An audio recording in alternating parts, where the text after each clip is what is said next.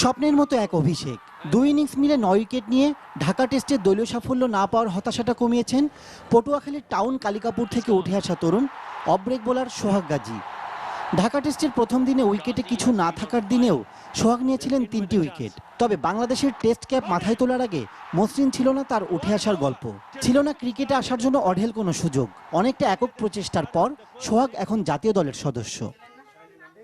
ছেলের খেলা অনেক সময় দেখা হয়নি প্রিয় বাবার, তবে নিজ বাসাতে বসে এবার আর চোখ সরাতে পারেননি তিনি। পটুয়াখালীর কলাতলা বাজারে দোকান বন্ধ করে পরিবারের সবাইকে নিয়ে দেখেছেন ছেলের কীর্তি। সামর্থ্য আর বাস্তবতার মাঝে যে ছেলেকে ব্যাট কিনে দিতে অপারগ ছিলেন বাবা, আজ তার গর্বের শেষ নেই। আর ক্রিকেটের অনেক হিসেবেই মা হাসিনা বেগমের কাছে এখনো জটিল বিষয়।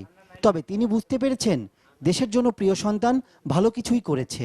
বাংলাদেশে খুব নাম জানো, আমি এইটাই আল্লাহর কাছে শুকর করি, নামাজ পড়ি, দোয়া করি যে আল্লাহ আমার পুত্র যেন আরো ভালো খেলতে পারে।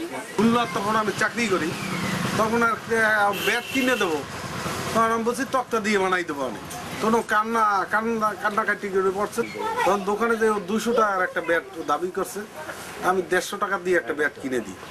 হ্যাঁ, সেখান থেকে ওই ব্যাট থেকেই খেলা শুরু করে। 2 ভাই আর 1 বোনের মাঝে সোহাগ সবার ছোট।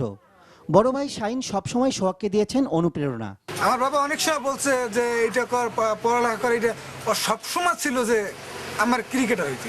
এরই মধ্যে পটুয়াখালীর নানা শ্রেণী পেশার মানুষ সোহাগ গাজীর বাবা মাকে ব্যস্ত রেখেছেন শুভেচ্ছা জানাতে। তবে পরিবারের একটাই চাওয়া, সোহাগ গাজী এগিয়ে যাক আরও বহুদূর। Subrata Saha, NTV sports desk.